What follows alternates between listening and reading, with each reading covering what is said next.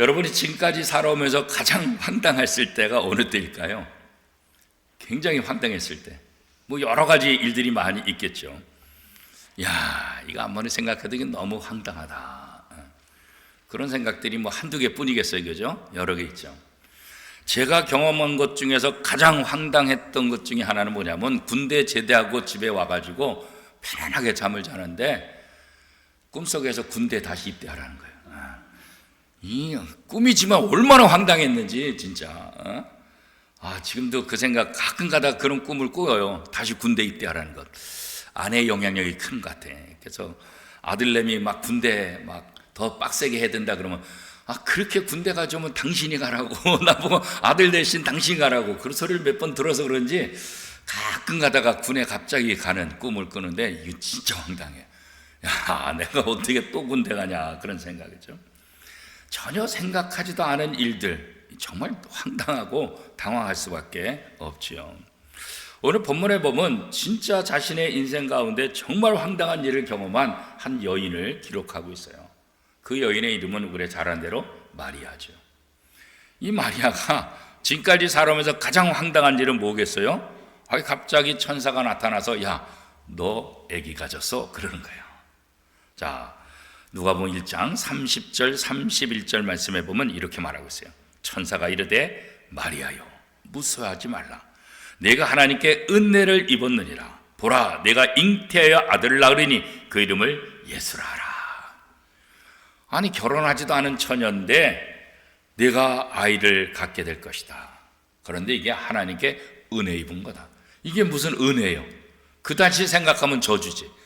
요즘이야 뭐 결혼 전에 아이 갖는 거야 뭐 그냥 누가 뭐라 그랬어요, 그죠? 이상하다고 생각하지 않고 오히려 아이고 혼숙감 좋네 막 이렇게까지도 얘기하는 그런 세상이잖아요, 그죠? 2000년 전은 이게 있을 수 없는 거잖아요. 결혼 전에 처녀가 아이를 갖는다? 이거는 있을 수 없어요. 이건 집안에서 쫓겨나는 거고, 그 당시 유대법에 의하면 어떻게 돼요? 간음한 여인은 돌로 쳐서 죽이라고 그랬다고요. 아니, 어쩌자고 천사가 이런 처녀가 잉태했다, 임신했다 이 이야기를 하면서 너 하나님께 은혜 받은 거야. 이게 무슨 하나님의 은혜요? 저주받은 거지, 그렇잖아요. 그러니까 마리아는 지금까지 짧은 인생이지만 지금까지 살아오면서 이것보다 더 충격적인 일이 어딨겠어요? 이것보다 더 황당한 일이 세상에 어디 있겠어요, 그렇죠? 그래서 마리아가 천사에게 묻잖아요. 어떻게 물었어요?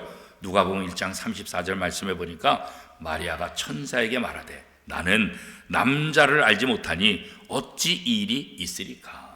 나 결혼하지 않았는데 내가 어떻게 아이를 잉태할 수 있어요? 이거는 상식적으로 말도 안 됩니다. 어떻게 이런 일이 일어나요? 그랬더니 천사가 다시 마리아한테 말하죠. 누가복음 1장 36절 37절에 보니까 보라, 내 친족 엘리사벳도 늙어서 아들을 배었느니라. 본래 임신하지 못한다고 알려진 이가 이미 6달이 되었나니 대저 하나님의 모든 말씀은 능하지 못하심이 없느니라.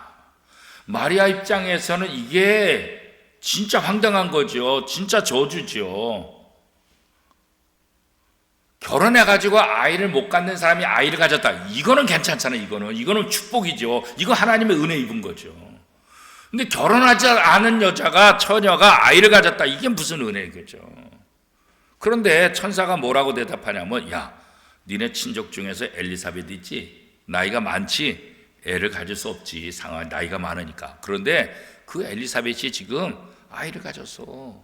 이미 임신한 지 6개월이 됐어. 이거를 어쩌자고 마리아한테 얘기하냐고. 이게 지금 마리아하고 맞는 상황이냐고, 그죠? 근데 천사가 이렇게 한 이유가 뭐예요? 너가 생각할 때 내가 결혼하지 않았는데 어떻게 내가 아이를 가질 수 있어요? 말도 안 되는 짓이잖아요, 그죠?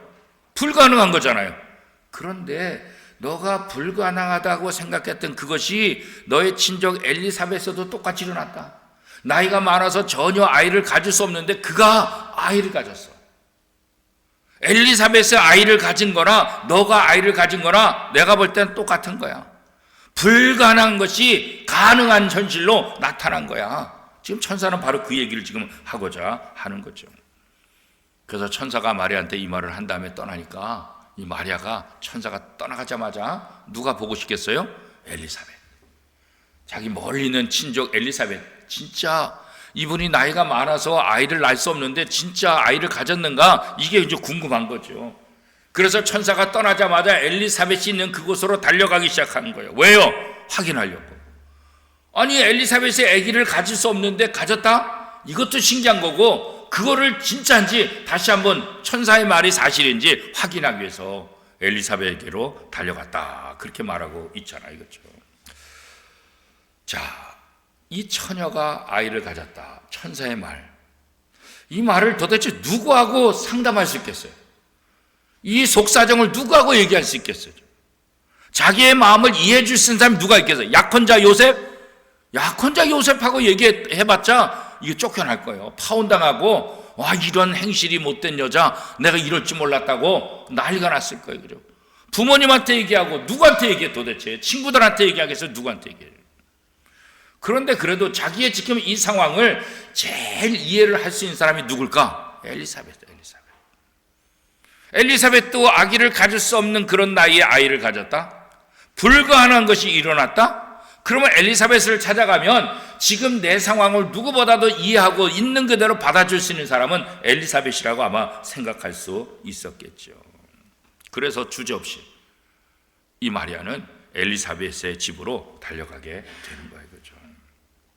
엘리사벳을 만나는 순간부터 전혀 상상할 수 없는 놀라운 일들이 계속해서 일어나기 시작하는 거예요. 그렇죠? 마리아가 엘리사벳을 찾아가서 친척 어른이니까 인사를 하는데 이 엘리사벳의 복중에 있는 아이가 이미 알고서 태동을 한다는 거예요. 마리아가 누군지 아는 거예요. 마리아 속에 예수 그리스도가 있다는 것, 이것도 다 알았다는 거죠. 누가복음 14장 전반절에 보면 엘리사벳이 마리아가 문안함을 들으매 아이가 복중에서 뛰노는지라. 마리아가 와서 엘리사벳을 인사하는데 이 엘리사벳에 있는 이 아이가 뛰논다. 이 뛰논다, 이 말은 히브리어 단어에 보면 어떤 의미가 담겨져 있냐면 기쁨에 겨워 뛰놀다. 그냥 뛰놀다가 아니라 기쁨에 겨워서 뛰놀다. 왜?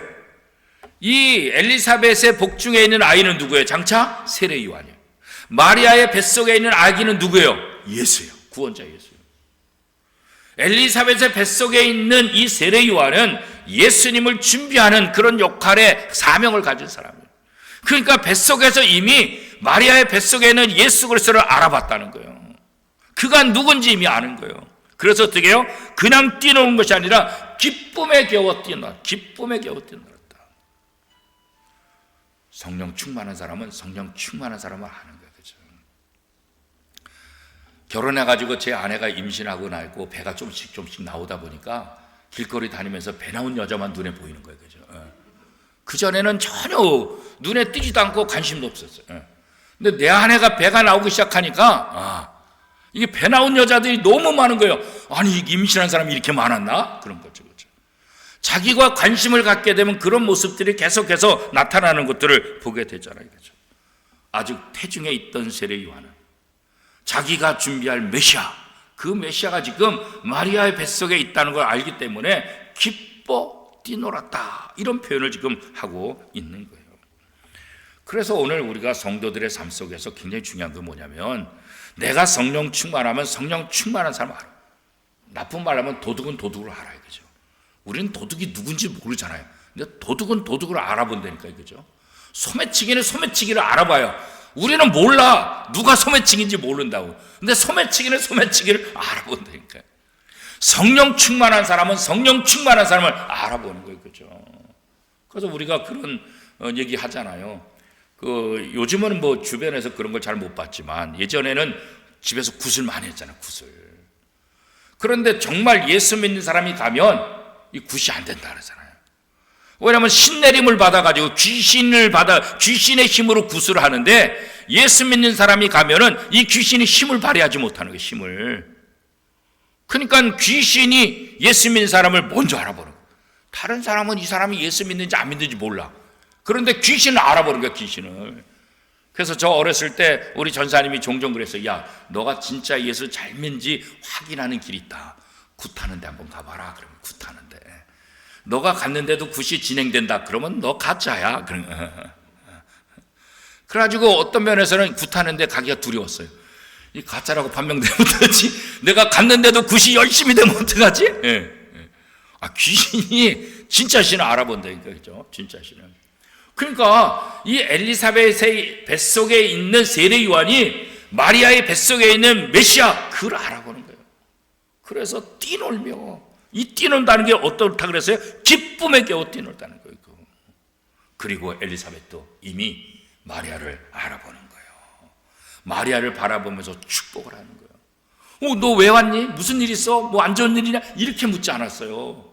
엘리사벳이 마리아를 보고, 엘리사벳의 뱃속에 있는 세례 요한은 마리아를 보고 뛰놀고 마리아 뱃속에 있는 예수를 확인하고 뛰놀았는데, 이 세례 요한의 어머니 엘리사벳도 마리아를 바라보면서 어떻게 반응해요?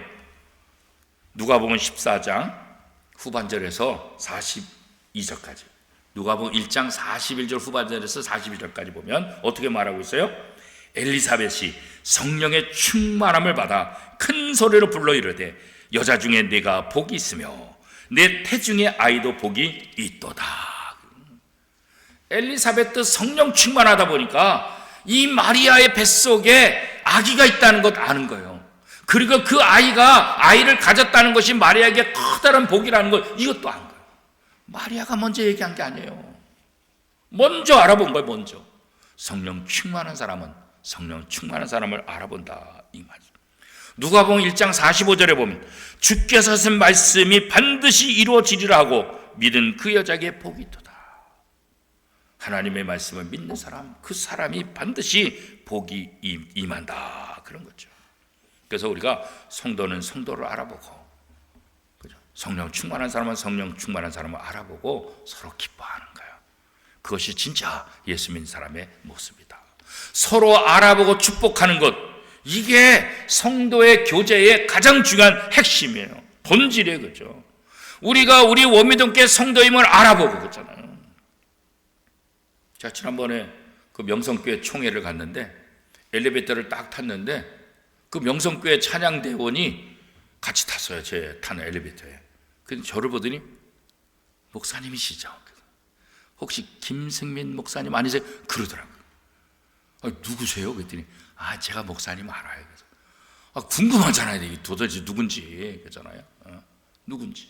나중에 알아봤더니 제가 아는 분이에요. 그래서 아이고 아는 척해서 고맙다고.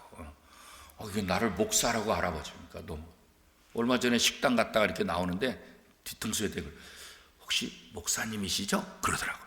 근데 목회자 이거 셔츠도 안 입었는데 목사님 맞죠? 그러더라고요. 그래서 이거 참 목사로 알아봐준 건 고맙긴 한데 또 한편으로는 순간적으로 어떤 생각이 드냐면 앞으로 조심해야 되겠다, 그런 생각이 드는 거예요. 이게 내가 말은 안 했지만 저 사람 분명히 목사인데, 그런데 말하는 게, 행동하는 게 뭐 식당에서 종업원들한테 함부로 말하거나 이러면은 얼마나 이 문제가 되겠어요, 그죠? 세상 사람들도 우리가 예수 믿는 사람인 거 아는 거예요. 그래서 우리는 이 성도의 교제가 얼마나 중요해요. 원미동교회 성도들끼리 서로 알아보는 것, 이것도 참 은혜잖아요, 그렇죠? 지금 마리아가 혼란에 빠져가지고 엘리사벳까지 달려왔잖아요. 아니 내가 어떻게 아이를 가져? 아니 우리의 친족 아기를 가질 수 없는 그 엘리사벳, 그 어른이 아이를 가져? 이게 도대체 무슨 일이야? 도대체 뭔 일이 생긴 거야? 왜 나한테 이런 일이 생긴 거야? 황당하고 당황하고 혼란스러운 가운데 지금 엘리사벳을 찾아왔는데, 그죠? 그런데 마리아를 딱 보고 이미 알아버린 거야, 이미. 그리고 마리아를 축복하는 거예요, 그죠? 우리가 성도들끼리 서로 알아보고 서로 축복하는 것, 이거 굉장히 중요한 거죠. 하나님을 믿는 사람들의 모임, 거기가 바로 성령 충만한 자리가 되는 거예요. 서로를 향해서 위로하고 축복이 가득한 공동체, 이게 바로 교회 공동체라고요. 우리 원미동교회 공동체가 서로를 알아보고 서로를 위로하고 서로 축복하는 그런 믿음의 공동체가 될 수 있기를 축복합니다. 지난 50년 동안 이 자리에서 꿋꿋하게 지켜온 우리 원미동교회가 정말 사람들을 사랑하고 생명을 모두 안고 하나님의 영광의 도구로 쓰임받는 그런 교회, 그런 성도가 될 수 있기를 축복합니다. 우리는 사람 때문에 상처받은 경우가 참 많잖아요, 그죠? 사람 때문에 교회 옮기는 사람도 많잖아요, 그죠? 사람 때문에 정말 살기 싫은, 사람이 주는 상처가 얼마나 큰지 그렇잖아요. 그런데 또 반면에 그 사람 때문에 우리가 위로가 힘을 얻기도 하잖아요. 사람 때문에 상처받기도 하지만 사람 때문에 또 위로받고 힘을 얻는 거죠. 지금 혼란 속에서 당황해서 뭘 어찌할 바 모르는 이 마리아, 그런데 엘리사벳을 통해서 위로와 힘을 공급받는 거겠죠. 혼밥, 혼자 먹는 밥 그잖아요. 요즘도 식당 가면 혼밥 자리가 있어요. 그냥 창가에다가 긴 책상 이렇게 해가지고 혼자서 창밖을 보면서 밥 먹을 수 있도록 혼밥, 그죠?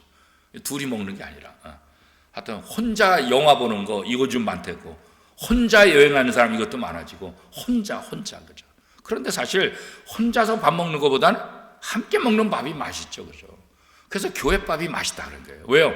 물론 우리 권사님들이 정성을 닮아서 기도하면서 맛있게 하니까 맛도 있지만 또 다른 편은 뭐예요? 성도들과 함께 먹으니까, 성도들. 교회에서 성도들과 함께 밥 먹으니까 이게 맛있는 거예요, 그죠? 집에서 혼자서 드시면은 이게 잘 안 드시잖아요. 맛있는 거 자녀들이 갖다 줘도 이게 맛이 있는지 없는지, 이게 입으로 들어간지 코로 들어간지 모르는 거잖아요. 그런데 교회밥은 맛있는 거예요. 믿음의 형제들, 믿음의 자매들, 성도들과 함께 먹으니까 이게 맛있는 거예요, 그죠? 그래서 우리가 신앙생활을 함께 하는 것은 굉장히 중요한 거예요. 아무것도 아닌 게 아니에요.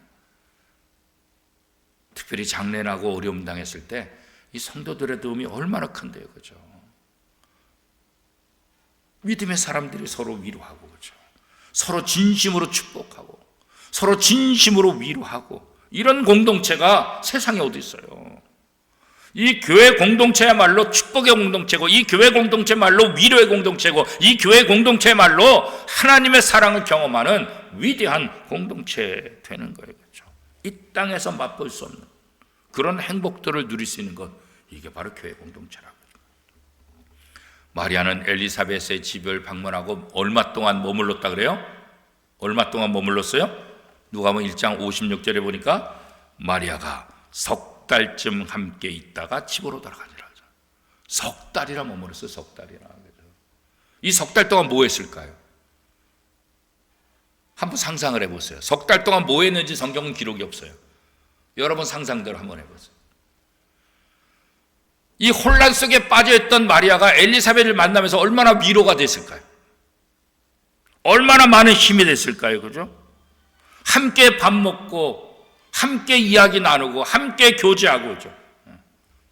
하나님께서 우리에게 주신 이 생명들이 얼마나 귀한지, 앞으로 이 생명을 통해서 하나님께서 어떤 역사를 일할지, 기록은 안 됐지만 아마 그런 얘기 하지 않았겠어요, 그죠? 함께 산책하고, 함께 기도하고, 함께 놀면서, 함께 자면서, 그렇죠? 석 달 동안 함께, 그렇잖아요. 엘리사벳은 이 방에, 마리아는 저 방에 따로따로 세 달 있을지는 안 할 거 아니에요, 그죠? 그럴 바에 뭐하러 세 달이 있겠어요, 그죠? 이거 분명히 함께다, 함께. 이 함께하는 동안이 이 엘리사벳에게도 힘이 되고 이 마리아에게도 굉장히 커다란 도움이 되는 거죠. 우리가 함께 있는 것, 그래서 중요한 거예요. 그래서 성경은 함께 모이고, 함께 찬송하고, 함께 기도하고, 함께 예배하고, 그래서 구역 모임이 중요한 거예요. 함께 모이는 거예요. 함께 기도하는 거예요. 함께 말씀을 나누는 거예요. 남녀 선교회, 그래서 중요한 거예요. 함께 모이고, 함께 놀기도 하고, 함께 운동도 하고, 함께 산책도 하고, 함께 하는 것. 혼자 하는 것보다는 함께 하는 것, 거기에 놀라운 능력이 있다. 세상 사람들이 함께 하는 것과 믿음의 사람들이 함께 할 때는 전혀 달라요. 물론 세상 사람들도 재밌고 즐거운 일들을 많이 하죠. 그러나 거긴 누가 없어요? 하나님이 함께 하시지 않잖아요. 그러나 우리의 모임은 어때요? 하나님이 함께 하시는 모임이잖아요. 사실 사람이 강한 척하지만 사람보다 약한 게 어디 있어요, 그렇죠? 사람이 강한 것 같지만 사실은 굉장히 약해요, 그렇죠? 순간적으로, 그렇잖아요.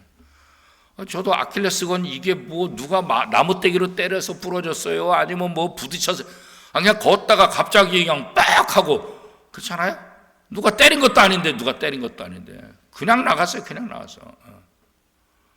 우리 몸이 굉장히 강한 것 같아요. 어떤 때는 그 힘줄 때문에 우리가 힘을 얻고 달리기도 하고 발차기도 하고 그러는데 한순간에 나가니까 아무것도 안 돼. 강한 것 같지만 연약한 존재. 그래서 우리는 서로 붙잡아줘야 되는 거예요. 서로 붙잡아줘. 서로 위로해야 되는 거예요. 그죠? 넘어지면 이렇게 세울 수 있는 공동체, 넘어지려고 하는데 그것을 붙잡아 줄 수 있는 공동체, 그잖아요. 그게 바로 믿음의 공동체, 교회 공동체입니다. 상처받고 시험 들고 여러 가지 위기에 빠졌을 때 우리가 가서, 그래서 우리가 확신만 공부할 때 기도가 뭐냐, 쓰러져가는 집을 받쳐주는 기둥과 같다, 이런 얘기 기억나세요? 아니면 전혀 기억이 안 나세요? 우리가 성도들이 쓰러져갈 때 서로 받쳐주는 기둥 역할, 그죠?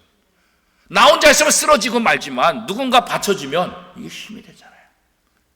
누군가 손을 붙잡아주면, 나 혼자는 쓰러져 자빠지지만 누군가 손을 잡아주면 자빠지지 않지, 넘어지지 않지, 다시 일어서지. 믿음의 공동체, 이렇게 마리아와 엘리사벳 둘 다 불가능한 일을 경험하면서 하나님의 약속을 붙잡고 하나님의 은혜를 둘 다 경험하는 그런 사람들 아니겠어요? 그렇죠? 세례 요한의 어머니로 산다는 거, 이게 쉽지 않죠. 예수의 어머니로 산다는 거, 이거 더 힘들죠. 그렇죠? 엘리사벳이나 마리아나 앞으로 살아갈 길이 만만하지가 않아요. 만만하지가 않아요. 그렇기 때문에 두 사람은 서로를 위로하고 격려하고 서로 손을 붙잡을 때 힘을 공급받을 수 있는 거죠. 그렇죠? 우리가 사는 세상 만만하지 않죠. 우리가 사는 세상이 어떻게 만만해요. 그렇죠? 다 된 것 같은데 안 되고, 그렇죠? 될 것 같은데 꽝이고, 그렇잖아요.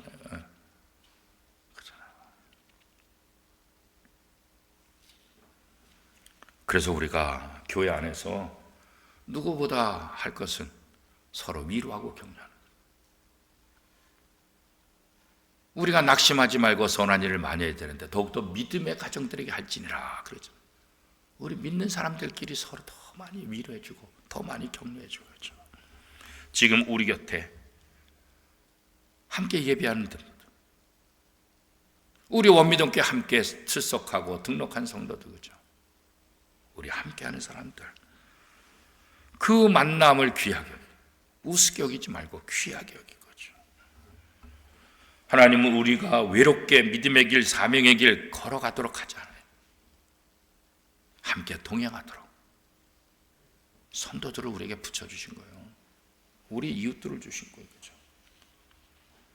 당황하고 어쩔 바를 모르던 이 마리아, 하나님께서 엘리사벳을 붙여주셔서 위로하게 만드는 거예요. 그죠? 힘을 얻게 만드는 거예요. 가장 혼란스러운 시기, 가장 믿을 수 없는 시기, 방황할 수밖에 없는 시기, 그런데 하나님은 엘리사벳을 통해서 혼란 속에 있는 마리아에게 안정을 주고 위로를 주고 서로 격려하는 거죠. 그죠? 상식적으로 불가능한 일, 놀라운 일을 경험했던 두 사람이 서로 통할 수 있는 거죠. 그죠?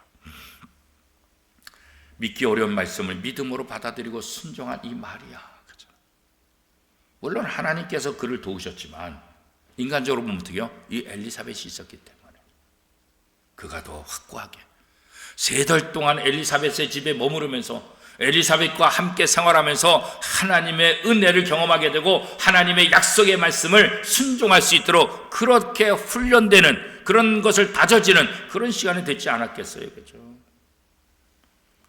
결국 이런 믿음의 고백들이 이루어지니까 이 마리아를 통해서 저절로 나오는 게 뭐예요? 찬양의 물고가 터지기 시작하는 거예요. 그래서 오늘 본문에 보면 이 마리아의 창가다 그런 거죠. 혼란스럽고 있을 수 없는 일을 경험해서 오히려 화를 내고 짜증내고 신경질 내고 저주를 퍼부어야 되는데 그런 마리아가 어떻게 해요? 하나님을 찬양합니다. 하나님을 찬양. 우리가 믿음이 무엇인지 알면, 우리가 하나님의 은혜를 경험하면, 우리가 하나님의 약속의 말씀을 붙잡으면 짜증나고 화나고 저주할 수 있는 상황 속에서도 오히려 하나님께 찬양하고 하나님을 높이고 하나님을 인정하는 그런 역사가 일어난다는 거죠. 저와 여러분 속에 이런 역사가 일어나기를 축복합니다. 우리 원미동교회 공동체에 이런 역사가 일어나기를 축복합니다. 하나님의 사람은 하나님의 사람을 알아본다. 아까도 비슷하게 얘기했잖아요. 그죠? 하나님의 자녀들은 하나님의 자녀를 알아본다. 같은 길을 가는, 원미동교회에서 같은 신앙의 길을 걷고 있는 우리들이 누구보다 더 잘 알잖아요. 누구보다. 그렇잖아요. 누구보다. 종종 우리 권사님들, 여자 성도님들 이렇게 머리 스타일 바뀌어갖고 보면 머리 스타일이 달라졌네 그랬더니 목사님 알아보시네. 우리 남편은 전혀 관심도 없는데. 근데 저도 제 아내한테는 잘 몰라요. 근데 교인들은 눈에 들어. 교인들은 우리 가족들은 뭐가 바뀌는지 내가 잘 모르는데 이상하게 교인들이 바뀌면 그건 또 눈에 들어오더라고. 그 전에도 오랫동안 외국 갈 때 우리 애들이 보고 싶어서 전화하고 이런 적은 거의 없어. 근데 교인들은 보고 싶어. 교인들은 보고 싶고 교인들은 생각나고, 우리 가족, 우리 애들을 위해서는 기도 안 하는데 교인들을 위해서는 기도하고. 이게 참 신기하죠, 그죠? 그래가지고 종종 그냥 교회 가서 살라고. 우리는 안징에도 없고. 그래서 분당에서 목회할 때는 아내가 그러더라고. 어느 날 저보고 나 다른 교회 갈까? 그러더라고. 애 때리고 다른 교회 가면 나도 대접받아 그러더라고. 여러분, 교회 와도 내가 아는 척을 안 하더래. 아는 척을 와도 아는 척을 안 한대. 예. 그래서 나도 애 때리고 다른 교회 가면 나 대접받아 그러더라고. 그렇구나, 내가 그렇구나. 이 교회 안에서 성도들이 서로 아는 척하고 위로하고 격려하는 거, 이거 참 감사한 거죠. 그래서 여러분, 교회에서 혹시 모르는 사람이 와도 아는 척을 해주셔야 돼요. 왔는데 아무도 아는 척 안 하면 진짜 뻘쭘해. 진짜 뻘쭘하다고. 진짜 힘들다고. 몰라도 안녕하세요, 오늘 처음 뵙습니다. 오늘 방문하셨나요? 오늘 어떻게 이웃집에 이사 오셨나요? 이렇게 그래도 말 한마디. 물론 이거 싫어하시는 분도 있어. 저 사람들 나를 왜 이렇게 또 아는 척하지, 왜 이렇게 귀찮게 하지, 이런 분들도 있어. 물론 그래도 그건 두 번째 문제고, 일단은 아는 척 해주고 인사해주고 있잖아요. 오늘도 나가면서 처음 보는 분 있으면 아는 척하고 인사하세요. 그죠? 야, 또 이 교회는 그래도 이렇게 내가 처음 왔는데도 나한테 이렇게 반갑게 인사해 주는구나. 전혀 모르지만, 그죠? 그게 바로 교회 아니겠어요? 그죠? 저 사람 몰라도 함께 예배 드리는, 오늘 수요예배 함께 예배 드리는 이 공동체인데, 믿음의 공동체인데, 그잖아요. 평상시 몰라도 함께 하나님을 찬양하고 함께 예배 자리에 있었다는 것, 이거 하나만 하더라도 이거 얼마나 감사한 거예요. 이게 얼마나 감사한 거죠. 그래서 교회 오면 아는 척을 많이 해주세요. 몰라도 인사해 주시고 반갑게, 말 못하면 그냥 씩 한번 웃어주시고.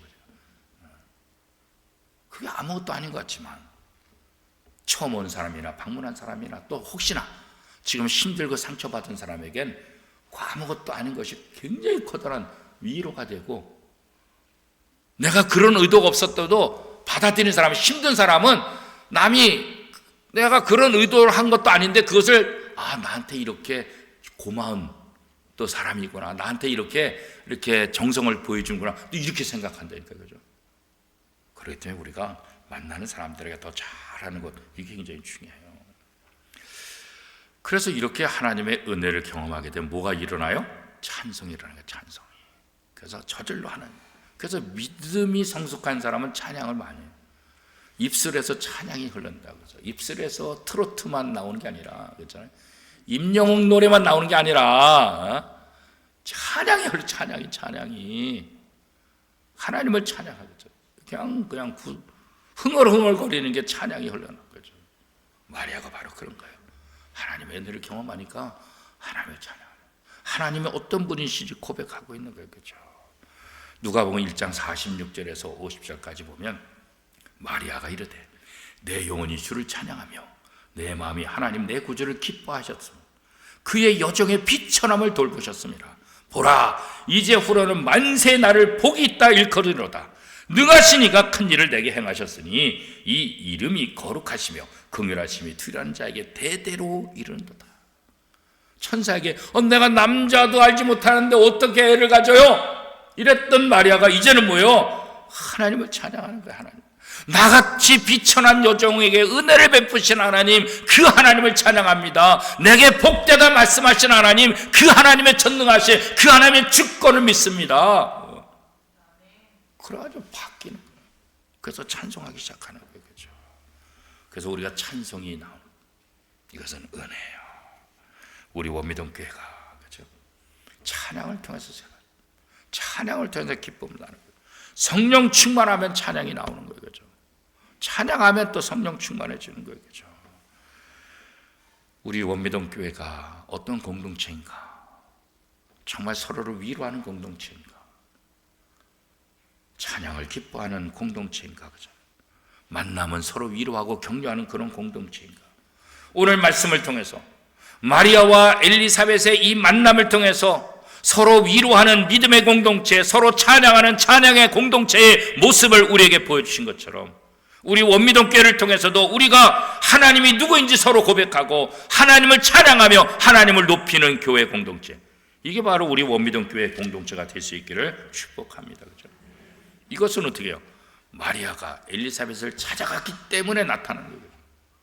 마리아가 가지 않았다고 한다면 이런 놀라운 은혜를 어떻게 경험할 수 있겠어요? 모르지. 찾아가서 만나니까 이런 역사를 하죠. 구역예배 모이니까 은혜가 나오는 거지. 남성교회 여전교회 모이니까 예배 자리에 나오니까 새벽기도 나오니까 은혜를 받는 거지. 나오지 않는데 무슨 은혜가 있겠어요? 만나지 않는데 무슨 성도의 교제가 있고 무슨 위로가 있겠냐고. 그죠? 만나야 되는 거예요. 그러니까 예배 나와야 되는 거예요. 그죠? 만나려면 왜 나와야 돼요? 나와야 만나니까, 나와야 만나니까. 그죠? 그래서 우리는 뭐 해야 되는 거예요? 예배를 소중히 여기는 거예요. 히브리서 10장 25절은 이렇게 말합니다. 모이기를 피하는 어떤 사람들의 습관과 같이 하지 말고 오직 권하여 그날이 가까움을 볼수록 더 그리하자. 모이기를 피하기를 원하는 사람들, 그 사람들 따라하지 말고 모이고, 모여서 찬송하고, 모여서 기도하고, 모여서 위로하고, 모여서 격려하는 거죠. 이게 바로 아름다운 성도, 이게 바로 믿음의 성도고 하나님께 영광 돌리는 성도들의 모습이다. 마리아와 엘리사벳의 이 아름다운 관계가 우리 원미동교회 성도의 관계가 되고 그런 공동체가 되고 하나님을 향하는 온전한 믿음의 고백과 하나님을 찬양하는 그런 원미동교회 공동체, 또 원미동교회 모든 성도들이 될 수 있기를 축복합니다. 할렐루야.